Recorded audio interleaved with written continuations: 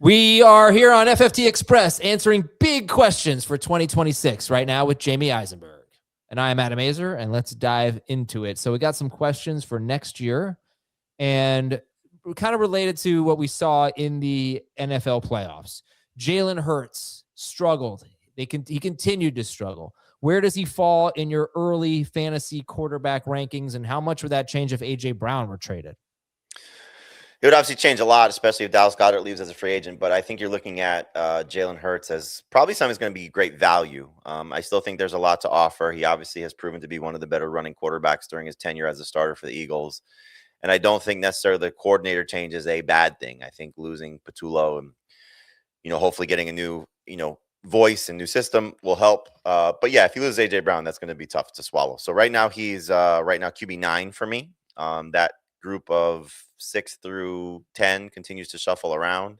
But I like Justin Herbert better, for example, just with the addition of Mike McDaniel. I'm trying to think some other guys I like better. Jaden Daniels coming back from injury, I think is a little bit better gamble just based on what his upside is and what he showed in his rookie campaign. I like Jackson Dart better than Jalen Hurts right now, just with, again, what he showed in his rookie campaign and what, hopefully will be a good system for him as well with coordinator change and certainly coaching change.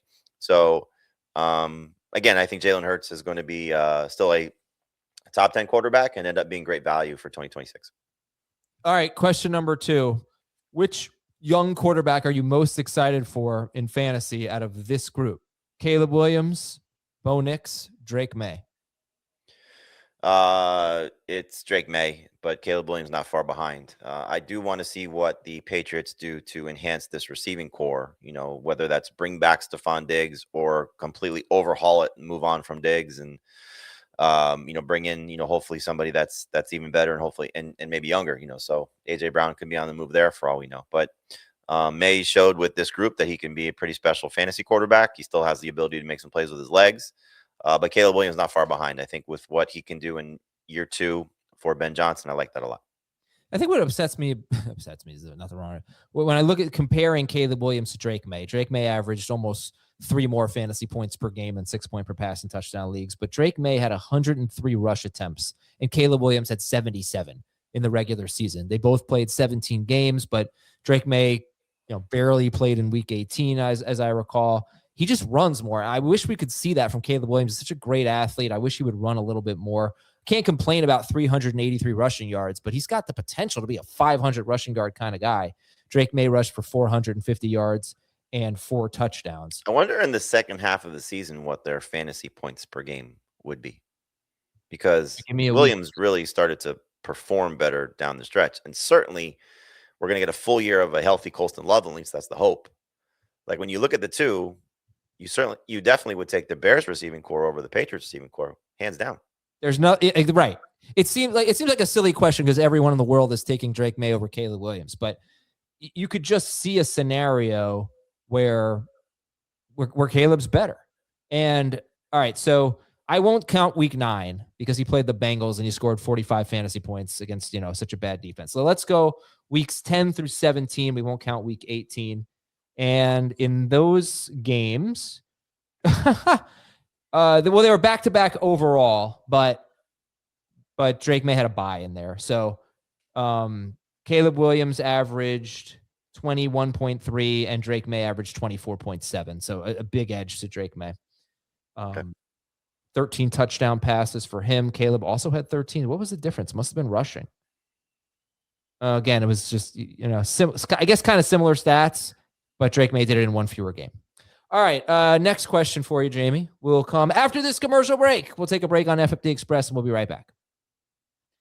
All right, great question here. Ken Walker wins Super Bowl MVP, and we just did a draft earlier today, and he went in the 3rd round, the middle of the 3rd round. And the question is, what range do you have Ken Walker going heading into next season? Just wrote a whole story on Ken Walker and what to expect this offseason, whether he stays or whether he goes. I made the case that he's a 2nd-round pick. So you started to list off some running backs when we were in the draft. Josh Jacobs, Saquon Barkley, Ashton Genty. I think it was after you took Chase Brown. Chase Brown's the last running back I would take over Walker. He's a top 10 guy for me, assuming that he stays in Seattle and whatever the rehab and recovery process is for Zach Charbonnet. ESPN reported at the time of the injury that we're looking at a long road back for him. So if Charbonnet can miss potentially half the season, in the 4 games, including the 49ers game, which is the one that Charbonnet left. So the 4 games where Walker was basically the featured running back for Seattle, he averaged 23.1 PPR points per game. The only two players in fantasy better than him, non-quarterbacks, were Christian McCaffrey and Puka Nacua. Yeah. So he's got that type of upside. All 4 games over 18 PPR points. So there's immense upside. We have to factor in his injury track record. You got to factor in the coordinator change, Clint Kubiak leaving to be the head coach of the Raiders. I just think the sky's the limit for Walker if he returns. So franchise tag, contract extension, I think Walker could be in line, at least for 2026, to be a very special fantasy option.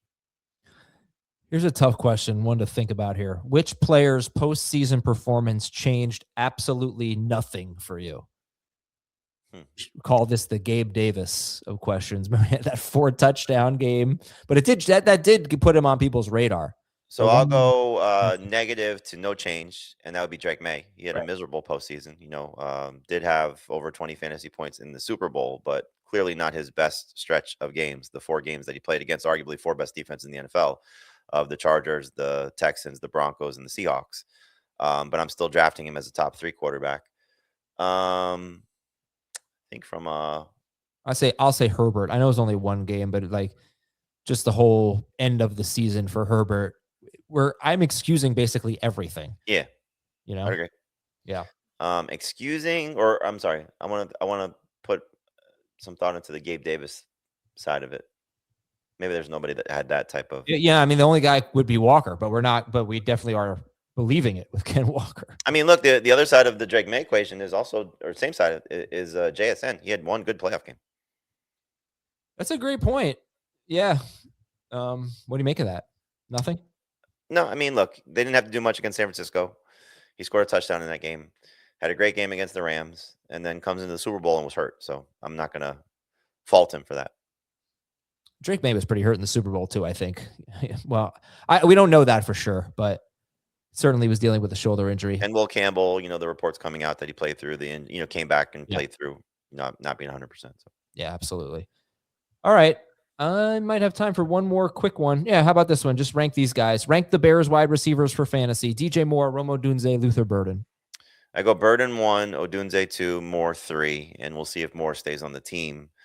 But I think you look at Burden and what he hopefully will build off of that stretch that he played. It was without Rome Odunze. But I think there's more upside for him, for the guy that Ben Johnson drafted. Odunze, I'm hoping what we saw in the beginning of the season can, he can get back to that level, or at least close to it, dealing with the foot injury that knocked him out for the second half of the season, at least the majority of it.